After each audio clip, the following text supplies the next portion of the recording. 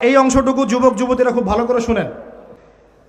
বাংলাদেশে পিছন থেকে একটা নতুন সমস্যা রাইজ করতেছে। সমস্যাটা হচ্ছে, এমনিতেই আমাদের ছেলে মেয়েদের মধ্যে হারাম সম্পর্ক ছিল। এর স্কুলে কলেজে বিশ্ববিদ্যালয়ে যাচ্ছে, ফ্রি মিক্সিংয়ে পড়াশোনা করছে, বাসায় পর্ন দেখছে, ওখানে গিয়ে মেয়ের সাথে হারাম সম্পর্ক হচ্ছে, তারপরে প্রেমের সম্পর্কের নামে জেনা হয়ে যাচ্ছে, জেনা হওয়ার পরে ছেঁকা খেয়ে মাদক, তারপরে গান বাজনা বাদ্যযন্ত্র ইত্যাদি ইত্যাদি, জীবনটা শেষ। এদিকে ওই ব্যভিচারী মেয়েরা কারো কারো ঘরে যাচ্ছে, ওদেরকে নিয়ে আপনারা আবার সংসার করতেছি। এই হচ্ছে না সিচুয়েশন। একজনের 5টা গার্লফ্রেন্ড, একজনের 4টা গার্লফ্রেন্ড, আরেকজনের 3টা বয়ফ্রেন্ড, 4টা বয়ফ্রেন্ড। এই ধাপগুলো পার হয়ে হয়ে এরা সংসারের জীবনে আসতেছে, যখন বয়স হয়ে যাচ্ছে 25-30।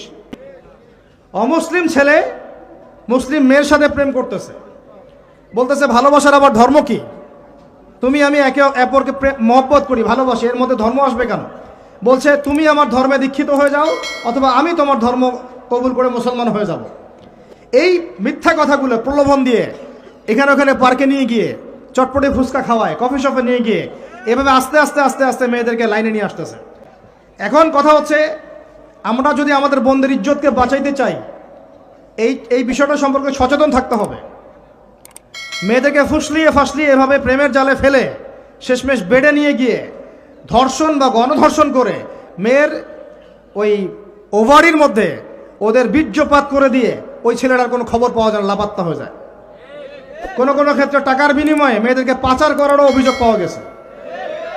এবং এই কাজটার নাম তারা সংঘবদ্ধভাবে দিয়েছে, এর নাম নাকি লাভ জিহাদ। বলে নাউজুবিল্লাহ।